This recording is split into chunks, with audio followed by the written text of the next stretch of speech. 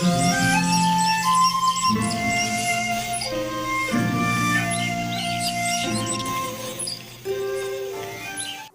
The lord. అందరికీ వందనాలు. అందరికి కూడా ప్రభు పేరట శుభాలు ప్రకటిస్తున్నాను. గతించిన కాలం అంతా కూడా ప్రభు మనలందరినీ కూడా కాపాడి రక్షించారు కదండి. అందుకే మనం ఈరోజు సజీవులంగా ఉన్నాం. ఈ రోజున చూడలేని వారు అనేకులు ఉన్నారు, గతించిపోయిన వారు అనేకులు ఉన్నారు. అయితే ఈ రోజున మన అందరం కూడా ఒక స్పెషల్ సెలబ్రేట్ చేసుకుంటున్నాం. ఇయర్ మొత్తంలో కూడా ఈ December 25th అనగానే ముఖ్యంగా విశ్వాసులకి, క్రైస్తవులకి చాలా ఇష్టం, ఆనందం. అయితే దీన్ని మనం అందరం కూడా అర్థపూర్వకంగా చేసుకోవాలి. ఎందుకు యేసుక్రీస్తు వారు ఈ లోకానికి వచ్చారు, ఎందుకు ఆయన మన కొరకు బలియాగం అయ్యారు అనే సత్యాన్ని, దానిలో ఉన్న పరమార్థాన్ని మనం తెలుసుకొని ఆ యొక్క పండగను చేసుకుంటే అది ఇంకా కూడా అర్థవంతంగా, మీనింగ్ఫుల్గా ఉంటుంది. మొదటగా మీ అందరికీ హ్యాపీ క్రిస్మస్, మేరీ క్రిస్మస్. మీ కుటుంబాల్లో దేవుడు వెలుగులు నింపాలని, సంతోషాలు నింపాలని నేను మనస్ఫూర్తిగా కోరుకుంటున్నాను. మీ అందరికీ మేరీ హ్యాపీ క్రిస్మస్ అండి. ఈ రోజున మనము దేవుని వాక్యాన్ని ధ్యానించుకుందాం. లూకా సువార్త 2వ అధ్యాయము 10 మరియు 11 వచనాలను చదువుకుందాం.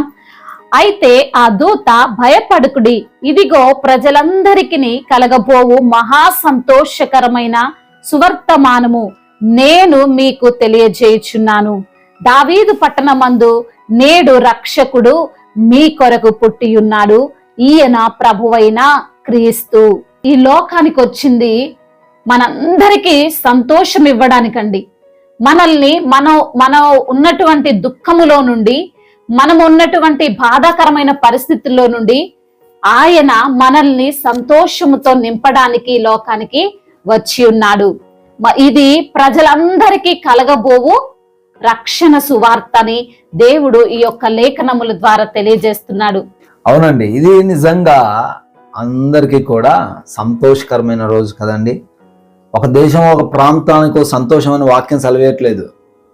ప్రజలందరికీ కలగబోవు మహా సువర్తమానం అనే మాటను మనం ఈ యొక్క లేఖనంలో చూడొచ్చు. ఒక కుటుంబానికి మాత్రమే కాదు, ఒక ప్రాంతానికి మాత్రమే కాదు, ప్రపంచంలో ఉన్న ప్రతి ఒక్కరూ కూడా ఆనందించాల్సిన విషయం ఇది. చాలా మంది కొన్నిసార్లు దుఃఖిస్తూ ఉంటారు, బాధపడుతూ ఉంటారు. ఆ బాధాకరమైన స్థితిలో నుంచి కూడా యేసయ్య సంతోషం ఇవ్వడానికే ఈరోజు వచ్చారు. యోహాను సువార్తలో 3వ అధ్యాయం 16వ వచనంలో రాయబడి ఉంటుంది. ఏమని? దేవుడు మనల్ని ఎంతో ప్రేమించారట. ఎందుకంటే యేసయ్య ఈ లోకానికి వచ్చారు అంటే ఆయన మనల్ని ఎంతో ప్రేమించబట్టి వచ్చారు. మన దుఃఖాన్ని చూడలేక, మనం పాపంలో ఉంటున్న ఆ యొక్క బంధకాలను చూడలేక దేవుడు విడిపించడానికి వచ్చారు. మనల్ని సంతోష పెట్టడానికి ఆయన వచ్చారు. కానీ మన పైన భారాలు మోపి మనల్ని జడ్జి చేయడానికి, మన యొక్క స్థితిగతుల్ని చూసి వెక్కిరించడానికి ఆయన రాలేదు. ఆయన పరలోకమందుండు ఆ యొక్క ఉన్నతమైన స్థితిని, వాక్యం సెలవిస్తుంది, ఉన్నతమైన స్థితి అంట, విడిచిపెట్టకూడని మహాభాగ్యం. అటువంటి స్థితి మనలో ఎవరికైనా ఉందనుకోండి, మనుషుల్లో ఎవరికైనా అటువంటి స్థితి ఉంటే ఎవరు కూడా వదిలిపెట్టరండి. కానీ యేసయ్య మనందరి కోసం ఏం చేశారట? రిక్తునిగా, అంటే ఎంప్టీ హ్యాండ్స్తోనే ఆయన ఈ లోకానికి వచ్చినట్లుగా లేఖనాలు సెలవిస్తూ ఉన్నాయి. నాయును అనే ఊర్లో ఆమె విధవరాలుగా ఉంది. విధవరాలైనటువంటి నాయును భర్తను కోల్పోయే చాలా దుఃఖంలో ఉంది. ఆ పరిస్థితుల్లో తన కుమారుడు పెద్దయ్యాడు, మంచిగా ఎదిగాడు. ఎదిగిన వ్యక్తి, నేనున్నానమ్మా, నువ్వు కంగారు పడకు, నాన్న లేకపోయినా పర్లేదు, నేను చూసుకుంటాను, పోషిస్తాను అనే మాటను చెప్తూ ఉన్నప్పుడు ఒకానొక సమయంలో ఏమైందో తెలియదు, కానీ ఆ కుమారుడికి కూడా అనారోగ్యం వచ్చింది, అతను కూడా చనిపోయాడు. ఒకసారి ఆలోచన చేయండి, భర్తను కోల్పోయింది, కుమారుడు అండగా ఉంటాడు, పెద్దయ్యాడు, నాకు తోడుగా ఉంటాడు, సహాయంగా ఉంటాడు అనుకున్న పరిస్థితుల్లో కుమారుడు కూడా చనిపోయాడు. అటువంటి దుఃఖకరమైన పరిస్థితిని ఇంకెవరు కూడా తీర్చలేరు.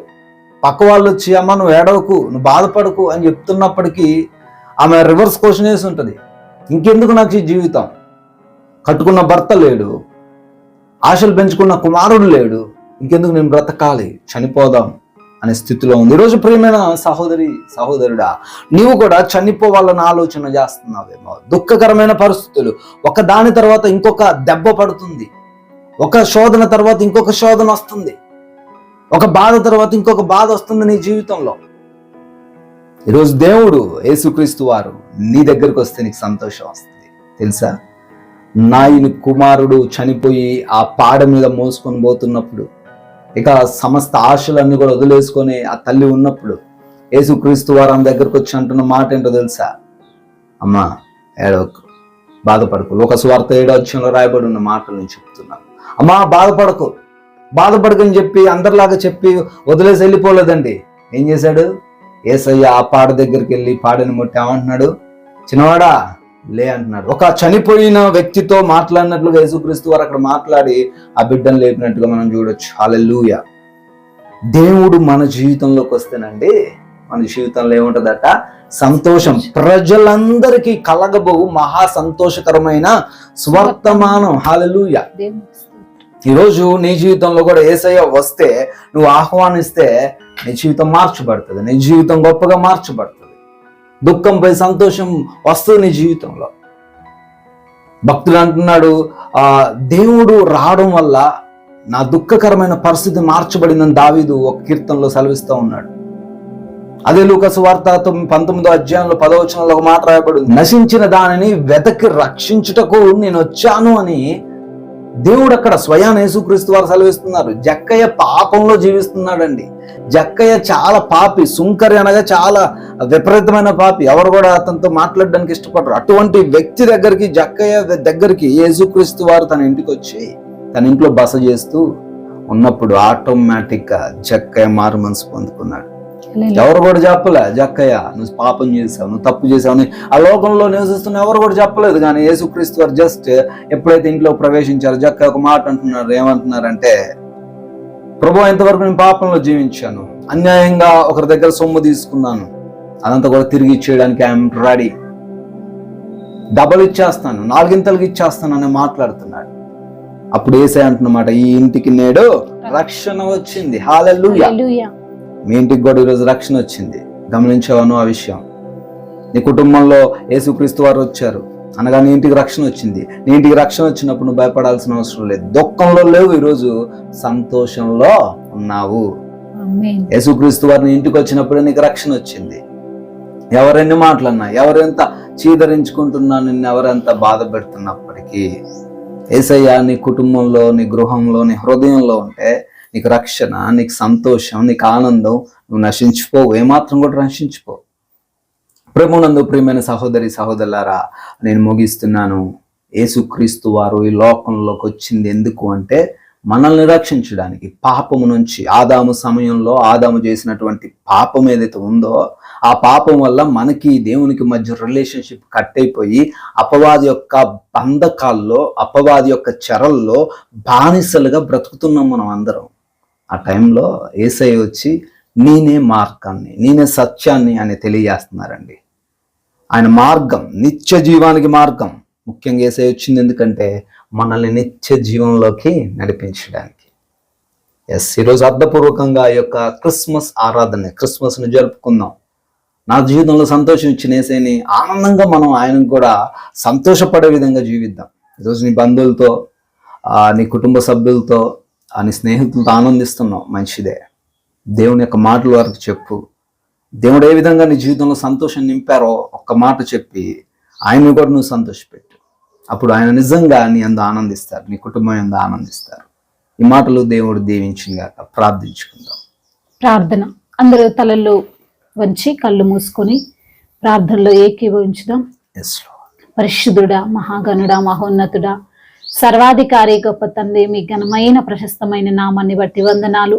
అవును ప్రభువా, ఈ యొక్క తండ్రి అయా మీ యొక్క పుట్టినరోజును మేము జరుపుకుంటుండగా ప్రభువా, అయా మీ యొక్క పుట్టుక మమ్మల్ని రక్షించడం కొరకని, అయా మీరు మా కొరకే పుట్టి ఉన్నారని, అయా సర్వ మానవాళి పాపమును విమోచించడానికి, అయా సర్వ మానవాళి పాపమును తండ్రి వారి నుంచి తీసివేయడానికి ప్రభువా, అయా ఈ లోకానికి వచ్చిన దేవుడవని, అదే విధంగా చీకటిలో ఉన్న మా బ్రతుకులను వెలుగుతో నింపడానికి ప్రభువా ఈ లోకానికి వచ్చావని, నిత్య జీవమును మాకు అనుగ్రహించుటకు వచ్చావని ప్రభువా, అదే విధంగా దుఃఖములో ఉన్నటువంటి మా యొక్క బ్రతుకులను ఆనందముతో నింపడానికి ప్రభువా, సంతోషమును ఇవ్వడానికి తండ్రి ఈ లోకానికి వచ్చావని వాక్యము ద్వారా సూటిగా మాతో మాట్లాడారు ప్రభువా. మీకు వందనాలు.